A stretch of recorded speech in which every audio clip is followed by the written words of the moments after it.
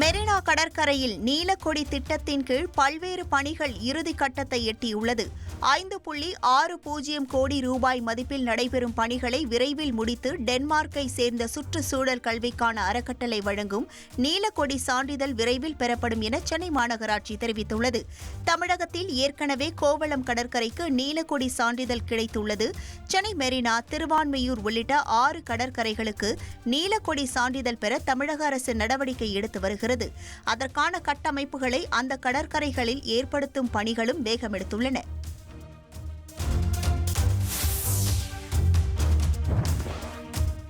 உணவு டெலிவரி செய்யும் ஊழியர்களுக்காக தமிழகத்திலேயே முதன்முறையாக இணைய தொழிலாளர் கூடம் என்ற பெயரில் ஏசியுடன் கூடிய ஓய்வறைகளை சென்னை மாநகராட்சி பயன்பாட்டிற்கு கொண்டு வருகிறது.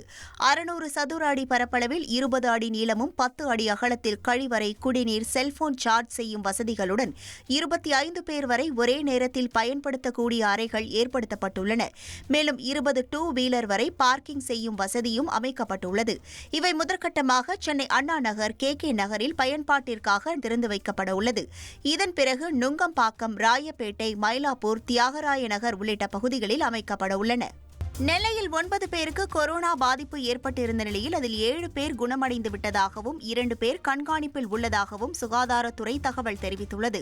கொரோனா பாதிப்புள்ள பாளையங்கோட்டை அருகே கிருஷ்ணாபுரத்தை சேர்ந்த 73 வயது முதியவர் மற்றும் சுத்தமல்லி பாரதி நகர் பகுதியைச் சேர்ந்த 56 வயது பெண் ஆகிய 2 பேரையும் தனிமையில் இருக்க அறிவுறுத்தியிருப்பதாகவும் இருவரையும் கண்காணித்து வருவதாகவும் அதிகாரிகள் தெரிவித்துள்ளனர்.